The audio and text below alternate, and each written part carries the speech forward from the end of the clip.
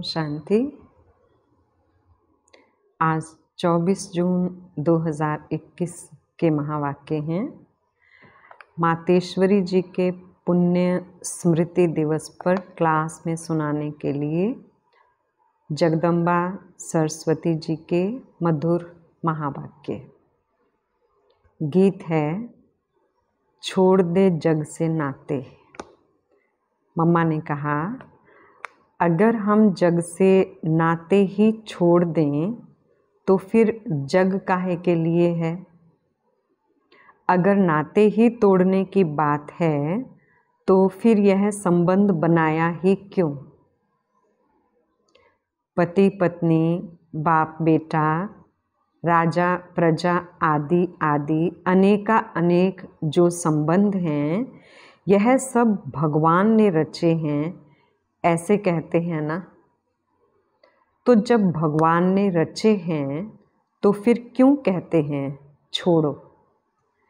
या फिर यह गीत ही रॉन्ग है। भगवान ने कौन सा जग रचा। जग कहो, दुनिया कहो, जो भगवान ने रची वो ऐसी दुनिया थोड़े ही रची जो छोड़नी पड़े। अभी के जो संबंध हैं वह नहीं रचे। अभी इस जग में देखो तुम्हारे नाते कैसे हो गए हैं। कर्मों के कारण तमो प्रधानता में आते आते क्या हो गए हैं। कर्मों के बंधन एक दो को काटते रहते हैं।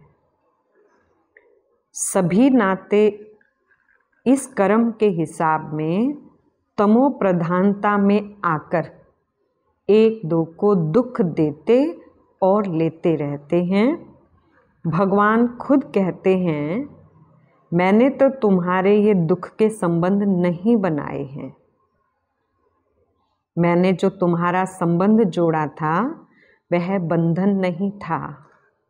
मैंने तुम्हारा श्रेष्ठ संबंध जोड़ा था।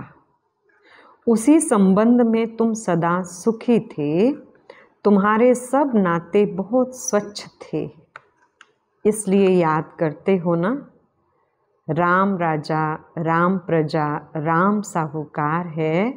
बसे नगरी जिए दाता, धर्म का उपकार है। उसको कहते हैं गृहस्थ धर्म। धर्मपति, धर्म पत्नी धर्म के नाम से है ना, परंतु अभी तो वो धर्म का संबंध नहीं है। प्रैक्टिकल वो जीवन नहीं रही है। इसलिए बाप कहते हैं यह जो तुमने अपना जग बना दिया है, उस जग के जो नाते हैं वह बिगड़ गए हैं। मैंने जो जग बनाया था उसमें तुम्हारे नाते कितने अच्छे थे, कितने प्रिय थे, कितना एक दो को सुख देने वाले थे। नाते तो जरूर थे। ऐसे नहीं कि भगवान ने नाते नहीं रचे। नाते तो थे, लेकिन वह नाते कर्म के बंधन के बिना थे। इसलिए उन्हों को कहा जाता था जीवन मुक्त। जीवन में इस कर्म के बंधन दुख से मुक्त थे, इसलिए उनको कहते थे जीवन मुक्त। अभी तुम्हारे नाते जीवन बंधन के बन गए हैं, इसलिए कहते हैं अभी उनसे छुटकारा कैसे हो। बाप कहते हैं उससे नाता तोड़ एक मेरे से जोड़। यह एक ही लास्ट की जीवन तुम मेरे हवाले करो। मेरे हवाले का मतलब है जैसे स्त्री पति के हवाले, पति स्त्री के हवाले, बाप बेटे के हवाले, बेटा बाप के हवाले। यह तो प्रैक्टिस अच्छी तरह से है ना। मैं कोई तुम्हें नई बात नहीं कहता हूँ। कैसे करें, क्या करें, तुम ये भी प्रश्न पूछ नहीं सकते हो। तुम अपनी जीवन एक दो के प्रति देते आए हो। क्या तुम अपने बच्चों के प्रति अपनी जीवन नहीं दे बैठे हो। अपना तन मन धन जो कुछ भी है तुम उन्हीं के प्रति तो बना के बैठे हो ना, अपना अपना तो करते हो ना, सारी जीवन उन्हीं के प्रति लगा देते हो। तो मैं तुम्हें कोई नई बात थोड़े ही कहता हूँ कि ये सब मेरे हवाले करो। जैसे अभी तक एक दो में करते आए हो, ऐसे अभी कहता हूँ तुम मेरे बनो। फिर मेरा बन करके उसे ट्रस्टी बन संभालो। तुम भक्ति मार्ग में भी कहते आए हो, भगवान यह सब तेरा, मैं तेरा, परंतु तेरा किया नहीं, सिर्फ ऐसे ही कहा कि तेरा, तेरा भी मेरा, मेरा भी मेरा, ऐसे ही सब करते थे। लेकिन अब वह ठगी तो नहीं चलेगी ना, तेरा भी मेरा भी मेरा नहीं। अब ये तेरा मेरा ख़त्म करना पड़ेगा। अभी मैं तेरा, तो उसमें सब आ गया, बस मैं तेरा। बाकी ऐसे थोड़े ही है कि उनका भी मेरा, अपना भी मेरा। ऐसी ठगी करने का क्या फ़ायदा, क्योंकि हम ही अपने को ठगेंगे, उस परमात्मा को तो कोई ठग नहीं सकता। पहले कैसे कैसे ठगी करते रहे, लेकिन ठगते ठगते खुद ही दुखी अशांत बने हो, क्योंकि धोखा तो तुम ही खा रहे हो। इसलिए अब बाप कहते हैं वह सब छोड़ो, देह सहित सब संबंधों से बुद्धि हटा करके अभी मेरे से जोड़ो, फिर अपनापन नहीं रहेगा। अभी तक मेरा मेरा कहते दुखी होते रहते हैं, फिर बुद्धि उधर जाती है तो कहते हो क्या करूं, कैसे करूं। अगर तुम किसी में लटकेंगे तो नतीजा क्या होगा? ये मोह जो है ना, इसके कारण तुम दुखी बन पड़े हो। इसलिए बाप कहते हैं तुम इस जग के नाते तोड़ करके अभी मेरे बनो। तो ये जो तुमने अपने देह के बंधन, जीवन के बंधन बनाए हैं, उनसे निकल करके अभी मेरे बन जाओ। फिर मैं कोई तुम्हारे साथ जन्म जन्म थोड़े ही चलता रहूँगा, नहीं। अभी मेरा तुम्हारे से काम है, बस। फिर तो तुम आत्माएं आपस में सदा काल के सुख में चलती चलेंगी। तो तुम्हारे दुख के बंधन काट करके सुख का संबंध बना देता हूँ, फिर तुम ही आपस में सुख भोगेंगे। अभी देखो तुम कितने बिगड़ गए हो, इसलिए दुखी होते हो। फिर मैं तुम्हारा बिगड़ा हुआ सुधारता हूँ, फिर तुम ही सुखी रहेंगे। मैं थोड़ी जन्म जन्म तुम्हारे साथ चलने वाला हूँ, मैं तो सिर्फ तुम्हारी बिगड़ी को संवारने के लिए कहता हूँ अभी मेरे बनो। सो भी क्यों कहता हूँ? क्योंकि मेरे फरमान पर चलने से तुम्हारे लिए सब कुछ सहज हो जाएगा। मैं तुम्हें ये सहज युक्ति देता हूँ, तुम प्रैक्टिकल में मेरे होकर के चलो तो यह युक्ति काम में आवे। जैसे कोई किसी की गोद में गोद का बच्चा होता है, फिर उनका ही नाम प्रैक्टिकल चलेगा ना, ऐसे तुम भी प्रैक्टिकल मेरे होकर के चलने से तुम्हारा ही भाग्य बनेगा। बाप तो बड़ी सीधी सहज एकदम सिंपल बातें बतलाते हैं, उसे भी देखो कोटों में कोई ही धारण करने वाले निकलते हैं।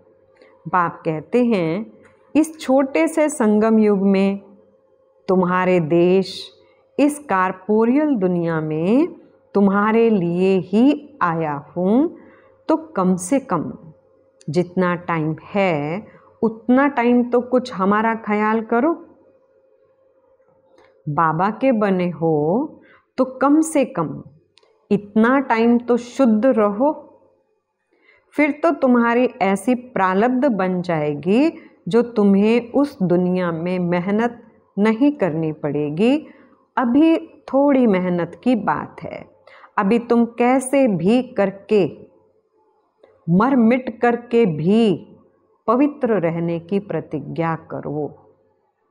अपनी दृढ़ता रखो, अपनी धारणाओं में रहने का पूरा प्रयत्न करो। बाप तुम्हें साफ साफ बताते हैं, तुम सिर्फ इतने थोड़े टाइम के लिए यह मेहनत करो। मैं तुम्हें और कोई मेहनत नहीं कराता हूँ, तुम्हें जितना मिलता है उसकी भेंट में कोई मेहनत ही नहीं है। अभी घी के घड़े मत बनाओ, यह करूँगा वह करूँगा, दुनिया क्या कहेगी, वह क्या कहेंगे। अरे दुनिया क्या कहेगी, छोड़ दो इसे। अभी ये दुनिया ही जाने वाली है, लेकिन उन विचारों को यह पता थोड़े ही है, इसलिए बाप कहते हैं यह मत सोचो। अब तो मौत सामने खड़ा है, तुम इतना लंबा चौड़ा जो बनाकर बैठे हो ये सब वेस्टेज कर रहे हो। अभी बाप कहते हैं उस वेस्टेज को बचाओ। इस शरीर निर्वाह के लिए जितना चाहिए उतना भले करो, जितना तुम्हारा क्रिएशन के साथ हिसाब किताब है उतना करो।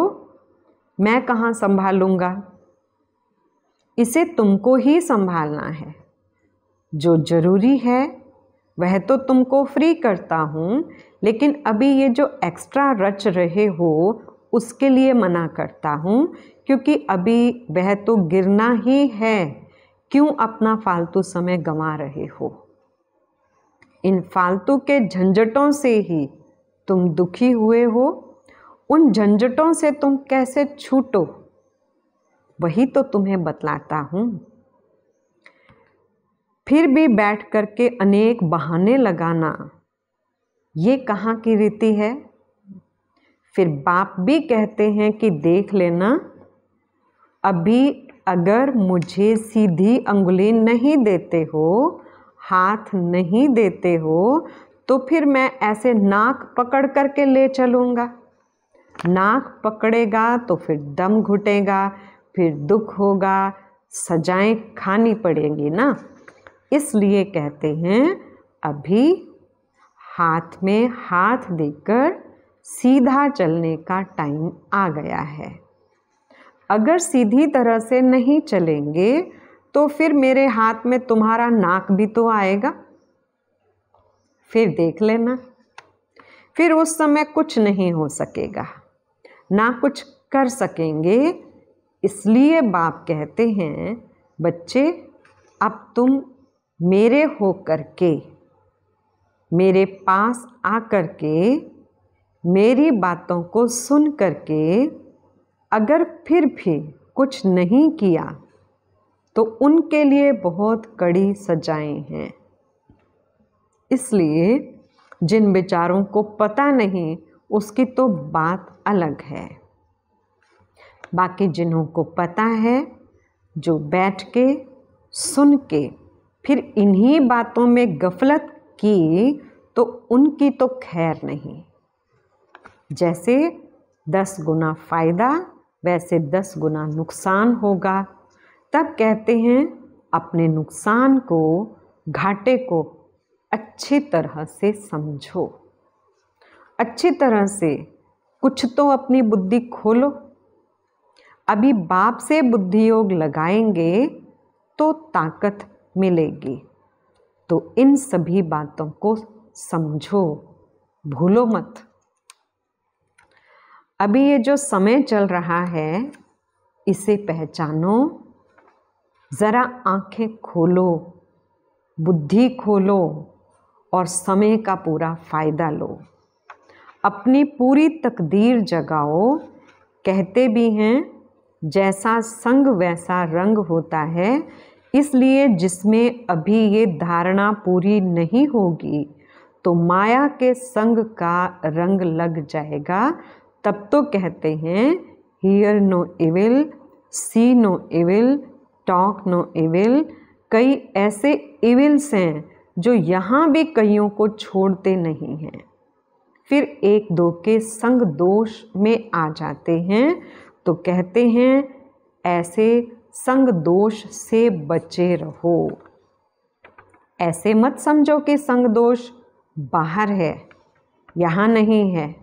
नहीं, यहाँ भी वह घूमते रहते हैं क्योंकि उनका राज्य है ना।